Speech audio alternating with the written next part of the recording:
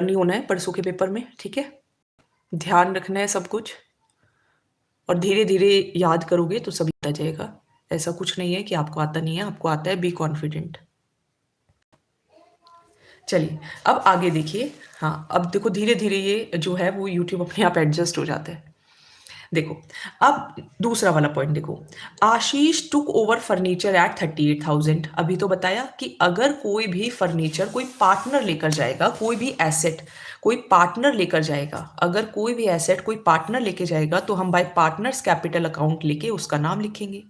अब फर्नीचर क्या है? फर्नीचर तो एसेट है। चैप्टर नंबर फर्स्ट में हमने कितना डिटेल में सीखा है। तो अगर फर्नीचर कौन लेके चला गया? आशीष। तो क्या लिख देंगे? बाय आशीष कैपिटल अकाउंट। ठीक है, तो यहां पे आपकी एक एंट्री और हो जाएगी। क्या हो जाएगी? बाय आशीष कैपिटल अकाउंट। क्यों? क्योंकि आशीष फर्नीचर ले गया, कितने में लेके गया? 38,000 में। ठीक है, ये हो जाएगा। इसका टोटल करोगे तो मैं चलो टोटल देख के लिख देती हूँ, 2,30,340 आएगा। आगे ये वाली बात समझ में आ गई? 38,000 वाली फर्स्ट पॉइंट क्लियर है। अब देखो यहाँ पे साथ में ये बोल रहा है कि आशीष अपनी पत्नी का लोन भी पे कर रहा है। किसी का भी पे करे, पत्नी का पे करे, गर्लफ्रेंड का पे करे, किसी का भी पे करे।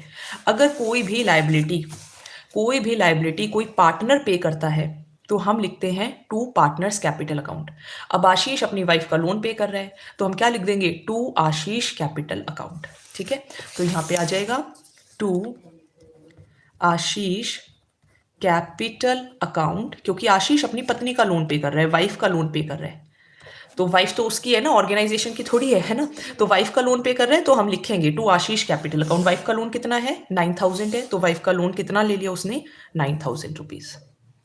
बोलो ये पॉइंट क्लियर है? अगर आप बुक में देखोगे तो आपका 3,25,000 9,000 वाला पॉइंट क्लियर हो जाना चाहिए। ये एक क्वेश्चन समझ लो, जर्नल एंट्री वाले क्वेश्चन समझ लेना, 3-4, dissolution is done. Next point देखो, ये मैंने आपको बता दिया। ए पॉइंट आपको बहुत क्लियर कर दिया है, डेटर्स वाला पॉइंट आपको क्लियर कर दिया है, कनव वाला पॉइंट क्लियर हो गया है। ट्रेड क्रेडिटर्स, जहां एक तरफ लाइबिलिटी हो एक तरफ एसेट हो, कोई भी एंट्री उसकी नहीं होती है। नेक्स्ट देखिए, कनव ने एक एसेट ले लिया 40,000 का in full settlement of his loan. भाई कनव ने ऑर्गेनाइजेशन को लोन दिया हुआ था कितने का? 35,000 का। उसने कहा कि मैंने आपको 35,000 रुपए दिए हुए हैं, आप मुझे 35,000 के बदले एक एसेट दे दो 40,000 का। हालांकि देखो 35,000 की चीज देके वो 40,000 मांग रहा है। बहुत शाना है कनव। ठीक है, कनव इज वेरी स्मार्ट। उसने लोन तो ऑर्गेनाइजेशन को दिया है 35,000, जबकि वो एसेट लेके जा रहा है 40,000 का। बताओ 40,000 लिखेंगे कि 35,000 लिखेंगे? रियलाइजेशन अकाउंट में 35,000 लिखें कि 40,000 लिखें? बताओ जरा, बताओ। 5,000 लिखना चाहिए कि 40,000 लिखना चाहिए? एसेट लेके जा रहा है वो 40,000 का, अपने लोन की सेटलमेंट कर रहे हैं कि अब मुझे आप लोन के पैसे मत वापस देना, मैं तो एसेट लेके जा रहा हूँ 40,000 का। क्या लिखोगे? 35,000 लिखोगे, 40,000 लिखोगे? थोड़ा सोचोगे तो पेपर में भी याद रहेगा, गलती करोगे तो भी याद रहेगा। बताओ क्या लिखेंगे? 35 लिखेंगे कि 40 लिखेंगे?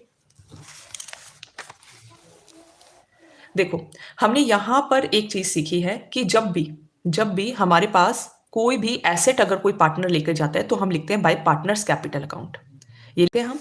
और अब ये जो कनव है वो एसेट लेके जा रहा है ना, तो हम क्या लिखेंगे? बाय कैपिटल अकाउंट लिखेंगे हम, बाय कनव्स कैपिटल अकाउंट, यही लिखेंगे। या फिर हम ये लिखें कि भाई वो कितने का एसेट लेके जा रहा है या अपना लोन का सेटलमेंट वो कर रहा है।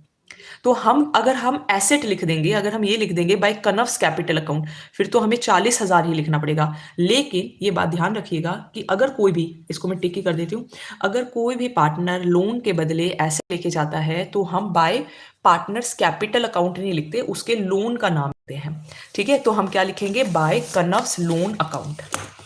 ठीक है, क्या लिखेंगे? By canvas loan account. ये हम ऐसा क्यों कर रहे हैं? क्योंकि हम जो भी पार्टनर का लोन होता है ना उसका अकाउंट अलग बनाते हैं। जैसे कनव का लोन अकाउंट ना हमें अलग से बनाएंगे, इस क्वेश्चन में तो बोला नहीं है बनाने को, वैसे लोन अकाउंट हमें अलग से बनाना होता है। ठीक है, तो इसलिए हम यहाँ पे बाय कनव्स लोन लिखते हैं। और कितने की लाइबिलिटी खत्म हो गई? 35,000 की, तो हम कितना लिखेंगे? 35,000 लिखेंगे। ध्यान रखिएगा इस पॉइंट को, इंपॉर्टेंट पॉइंट।